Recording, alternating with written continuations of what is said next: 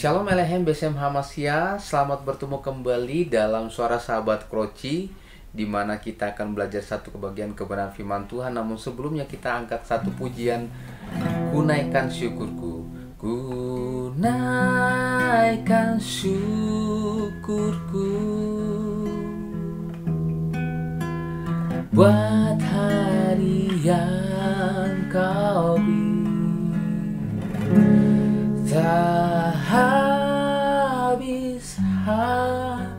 habisnya kasih dan rahmat-Mu. Selalu baru dan tak pernah terlambat.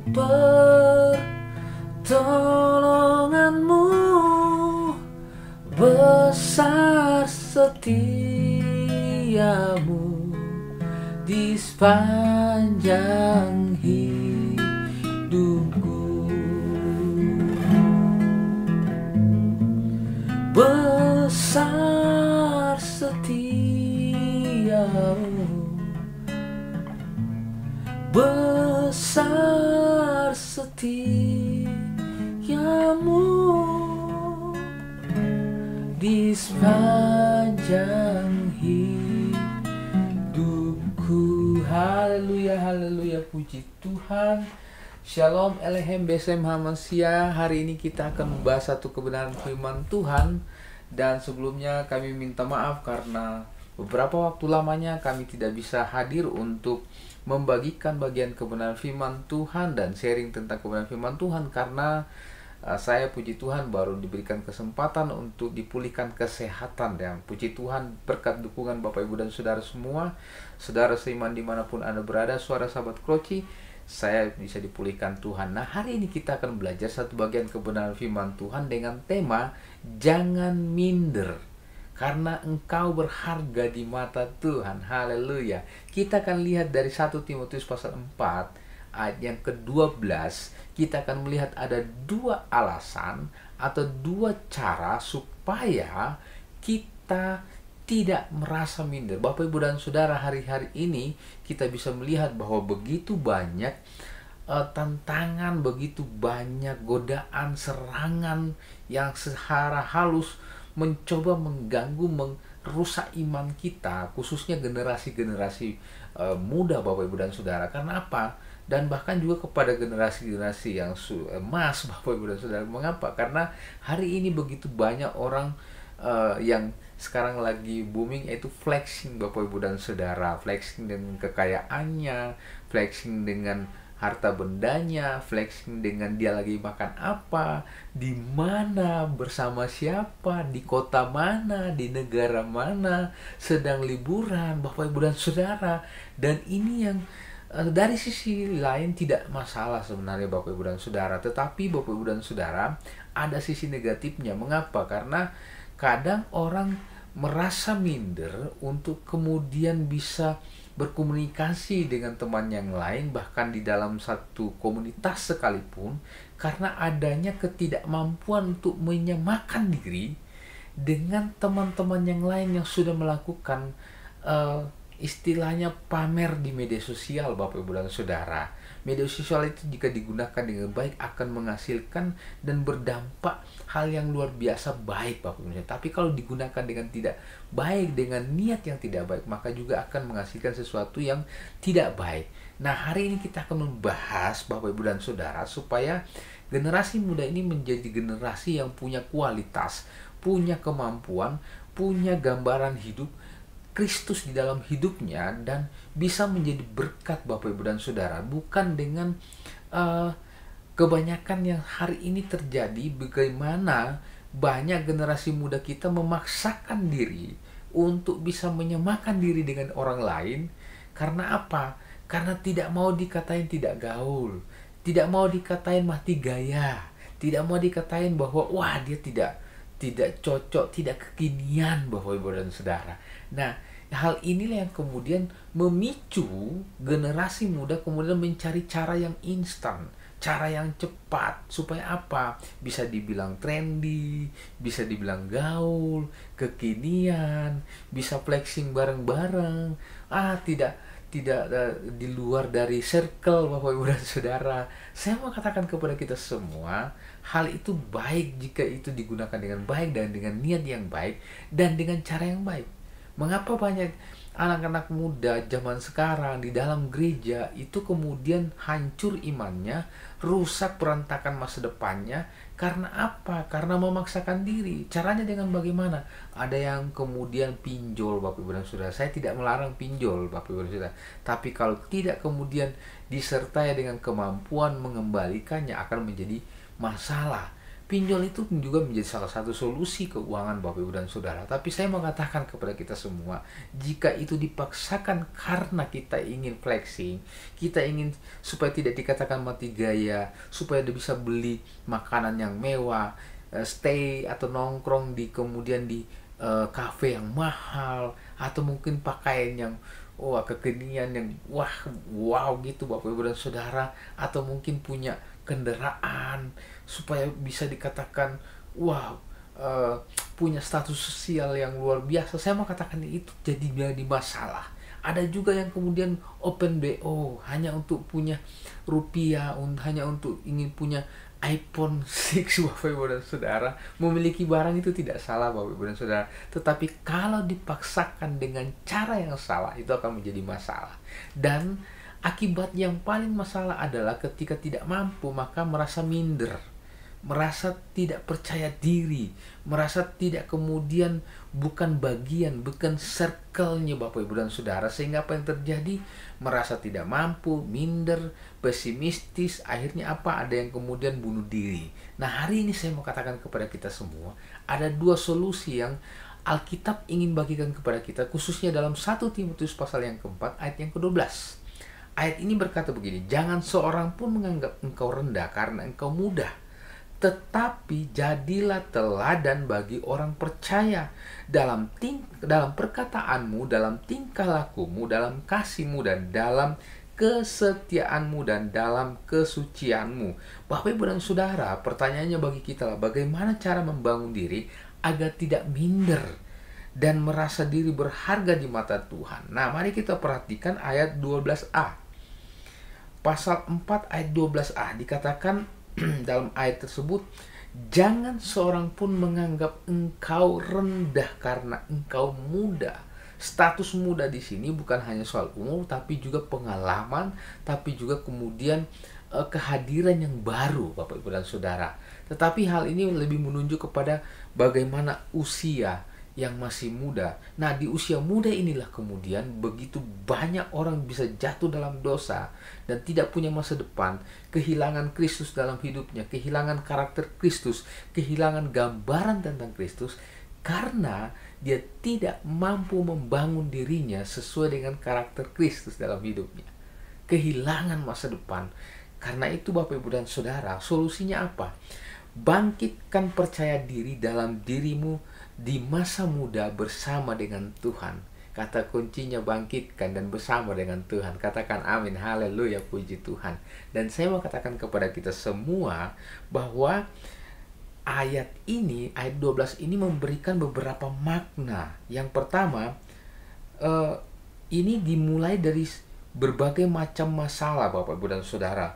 Bahwa hasil analisa saya ketika melihat berbagai macam kasus ini dimulai Bapak Ibu dan Saudara, sebelum kita masuk di dalam bagaimana membangun kepercayaan diri bersama dengan Tuhan, kita lihat dulu apa masalahnya. Yang pertama, masalahnya adalah karena adanya mengalihkan fokus kehidupan, bersosialisasi. Nah, ini masalah ketika kita hidup bergantung pada media sosial Bapak Ibu dan Saudara, sehingga banyak orang lebih takut kepada isi media sosialnya daripada takut kepada Tuhan. Nah, Bapak Ibu dan Saudara, ini masalah yang terjadi ketika bergantung kepada media sosial, mengalihkan fokus kehidupan, bersosialisasi yang biasanya berkelompok, biasanya bersosial dengan banyak orang, kemudian kepada individualis, egoistis, lebih kepada diri sendiri Bapak Ibu dan Saudara, membuat keramahan membuat keramahan dan saling sapa langsung menjadi saling sapa melalui virtual, tidak lagi saling sapa dengan touch atau kemudian dengan sentuhan, Bapak Ibu dan Saudara. Menghadapi informasi seluas-luasnya tapi saringan tidak ada. Mendapat pemahaman tapi tidak pernah dikonfrontir, Bapak Ibu dan Saudara. Tidak pernah dikonfrontasi kepada yang ahli, yang benar-benar punya kemampuan memahami.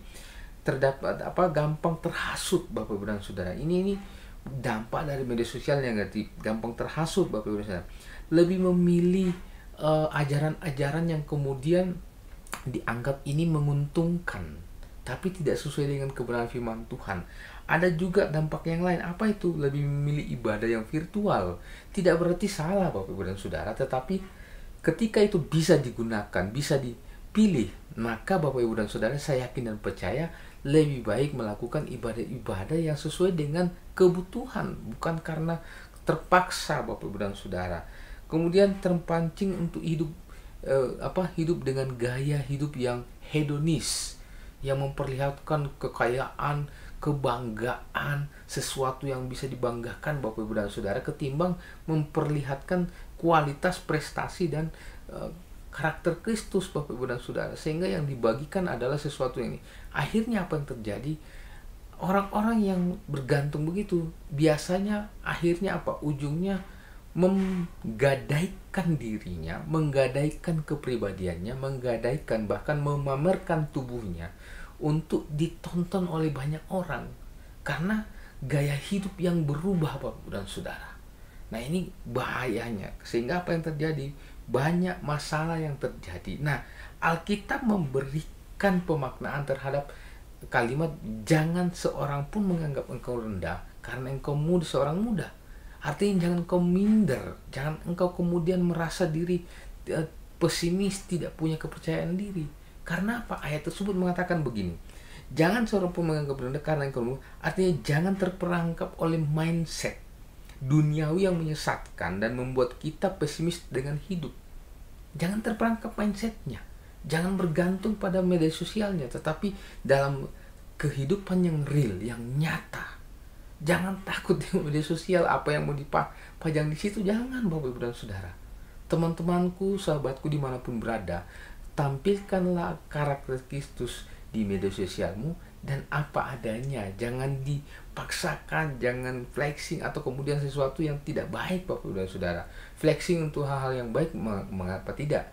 Tetapi kalau kemudian memaksakan diri, ingin sama, ingin bersaing, iri hati, menimbulkan masa depan yang rusak, saya katakan itu tidak baik. Nah, Bapak Ibu dan Saudara, jangan seorang pun menganggap rendah karena engkau muda.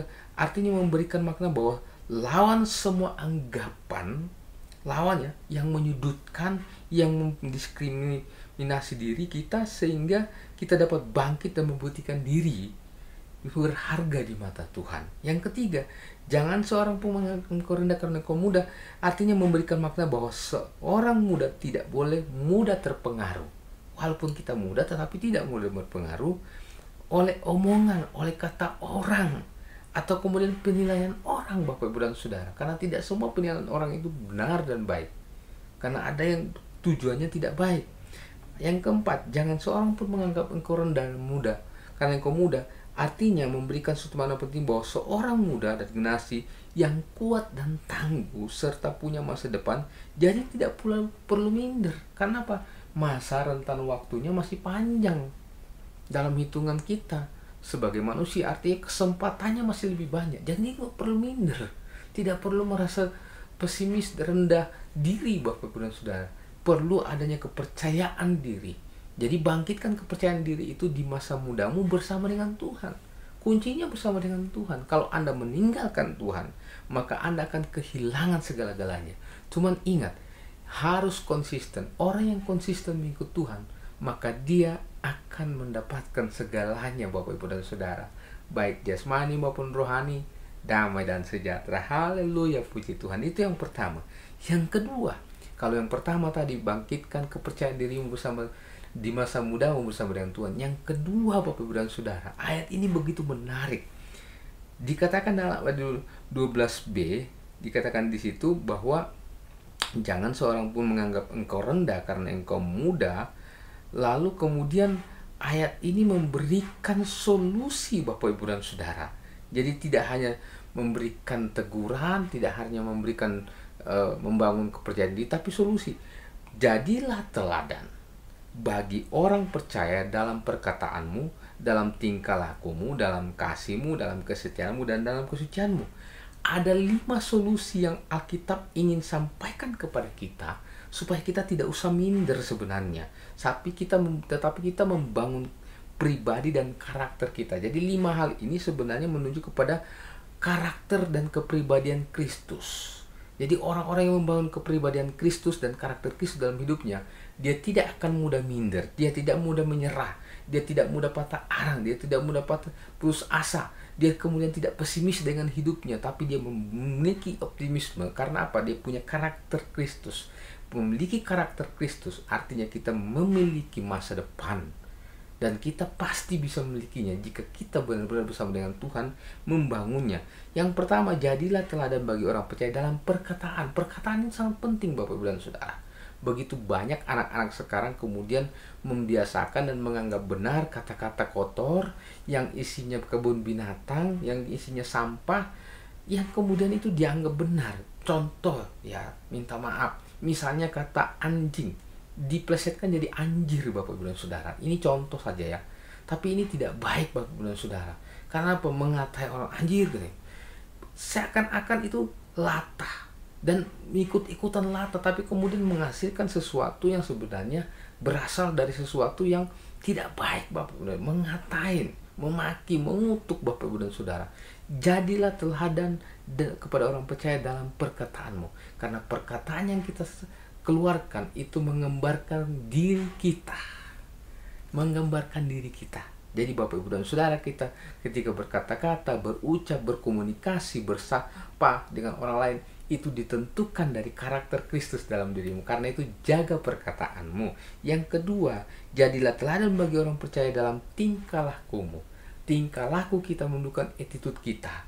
Attitude kita bagaimana ketika kita berinteraksi dengan orang tua, bagaimana berinteraksi dengan sesama seumuran kita, dengan orang yang di bawah kita, dengan lingkungan, dengan audiensi yang seperti apa, di lingkungan apa, di masyarakat, terhadap orang tua dan segala macam. Tingkah laku kita menentukan bagaimana dan menggambarkan bagaimana pribadi kita. Karena itu kita harus selalu kembali kepada Alkitab. Supaya apa? Dari Alkitablah, dari firman Tuhan itu kita bisa membangun pribadi dan karakter Kristus dalam diri. Haleluya. Yang ketiga, jadilah teladan bagi orang percaya dalam kasihmu.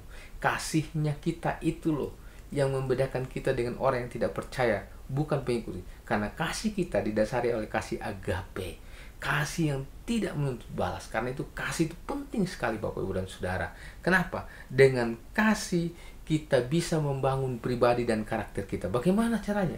Orang yang mampu mengasihi adalah orang kepada orang lain, kepada lingkungannya, dan segala macam, kepada komunitasnya, di gereja, dimanapun. Dia pasti memulai dari dirinya sendiri. Dia mengasihi dirinya, merawat dirinya, menjaga dirinya dari narkoba, dari minuman keras, dari yang sifatnya melukis-lukis badan, Bapak Ibu dan Saudara, merusak, atau kemudian nindik segala macam. Bapak Ibu dan saya mau katakan, jangan merusak dirimu yang sudah baik, yang diciptakan oleh Tuhan, yang sempurna di mata Tuhan. Kau rusak menjadi sangat tidak sempurna. Karena apa? Ada ketidakpuasan, ada kekecewaan dalam dirimu.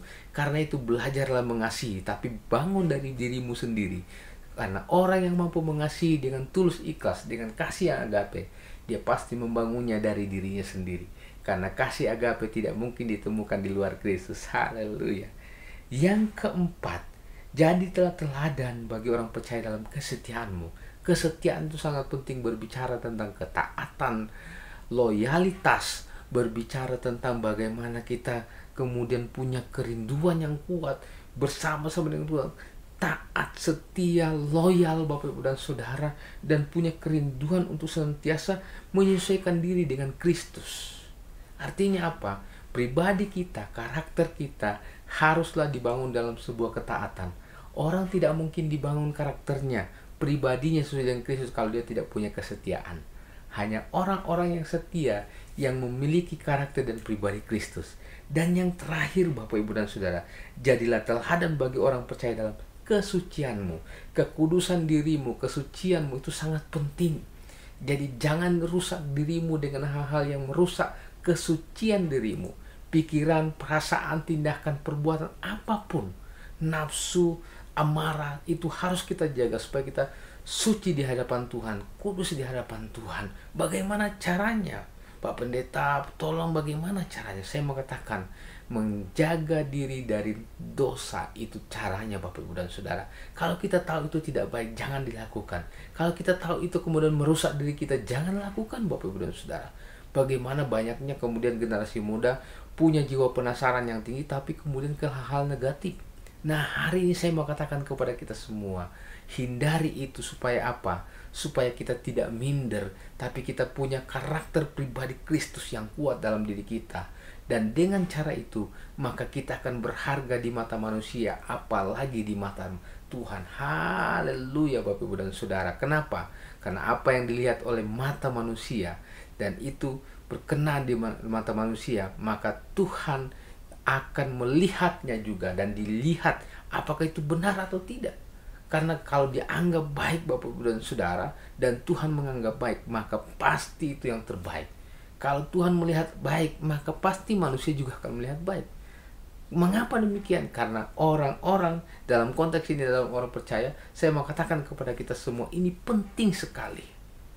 Jaga dirimu, jadilah teladan, artinya jadilah panutan, jadilah gambaran yang baik, supaya engkau memiliki kepribadian yang kuat, teguh, tidak mudah goyah, tidak mudah putus asa, tidak mudah kemudian patah arang, tidak kemudian pesimis, tidak kemudian gampang mundur, tapi punya kepribadian yang kuat, teguh, maju, fight Bapak Ibu dan Saudara, punya iman yang kuat.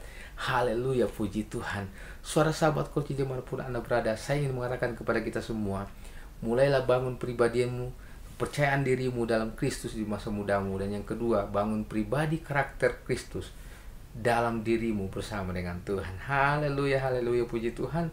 Shalom Elohim, Besem Hamasia, Tuhan Yesus memberkati. Haleluya.